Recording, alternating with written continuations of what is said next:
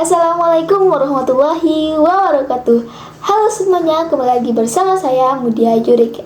Nah, di video kali ini saya akan menjelaskan atau membahas tentang teori sastra, yaitu sosiologi sastra.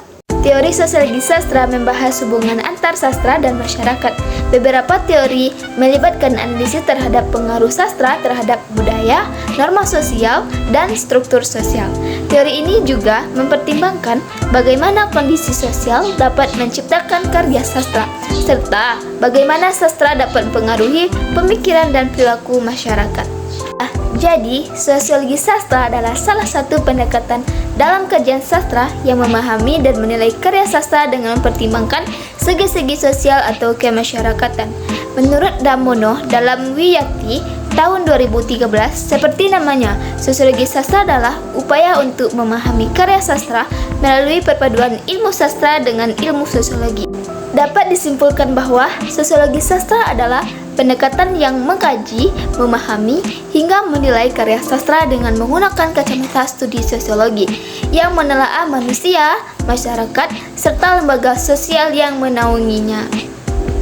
Terdapat 3 pendekatan sosiologi yang umumnya dilakukan, yakni yang pertama sosiologi pengarang, kedua sosiologi sastra, dan yang ketiga yaitu sosiologi pembaca.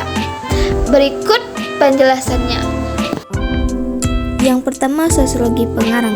Dalam sosiologi pengarang, pengarang sebagai pencipta karya sastra dianggap merupakan makhluk sosial yang keberadaannya terikat oleh status sosial dalam masyarakat, ideologi yang dianutnya, posisi dalam masyarakat, juga hubungannya dengan pembaca. Dalam penciptaan karya sastra, campur tangan penulis sangat menentukan, karena realitas yang digambarkan dalam karya sastra ditentukan oleh pikiran penulisnya.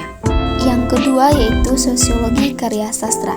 Sosiologi karya sastra adalah kajian sosiologi sastra yang mengkaji karya sastra dalam hubungannya dengan masalah-masalah sosial yang ada dalam masyarakat. Fokus perhatian sosiologi karya sastra adalah pada isi karya sastra, tujuan, serta hal-hal lain yang tersirat dalam karya sastra itu sendiri dan yang berkaitan dengan masalah sosial. Ketiga yaitu sosiologi pembaca. Sosiologi pembaca merupakan salah satu model kajian sosiologi sastra yang memfokuskan perhatian kepada hubungan antara karya sastra dengan pembaca. Sosiologi pembaca juga mengkaji fungsi sosial sastra, mengkaji sampai beberapa jauh nilai sastra berkaitan dengan nilai sosial. Nah, di sini saya akan mengaitkan sosiologi sastra dengan sebuah novel yang berjudul Orang-orang Proyek karya Ahmad Tohari. Yang pertama yaitu sosiologi pengarang. Ahmad Tohari lahir di Banyumas 13 Juni 1948. Ia menamatkan SMA di Purwokerto. Selanjutnya, dia berkuliah di Universitas Jenderal Sudirman. Sejak remaja, pria bertubuh kecil ini memang hobi menulis dan membaca. Namun, dia tidak pernah bercita-cita menjadi seorang penulis. Baginya, menulis itu hanya sekedar hobi. Ia dikenal sebagai penulis yang mengangkat tema-tema sosial dan budaya dalam karyanya. Tohari juga memiliki latar belakang sebagai petani, dan pengalaman tersebut mengaruhi karya-karyanya yang seringkali menggambarkan kehidupan di pedesaan. Adapun karya monumentalnya yaitu Ronggeng Dukuh Paruk sudah diterbitkan dalam berbagai bahasa dan diangkat dalam film layar lebar berjudul Sang Penari. Yang kedua yaitu sosiologi karya sastra.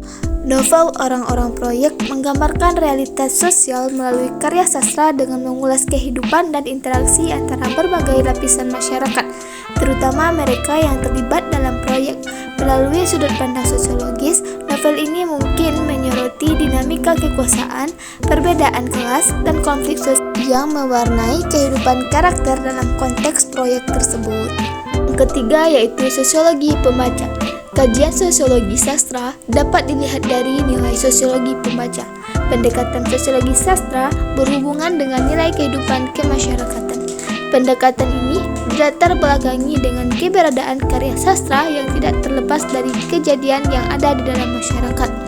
Sosiologi pembaca pada novel Orang-orang Proyek dapat mencakup pemahaman terhadap bagaimana masyarakat merespon, menginterpretasi, dan meresapi cerita yang menggambarkan kehidupan di dunia proyek.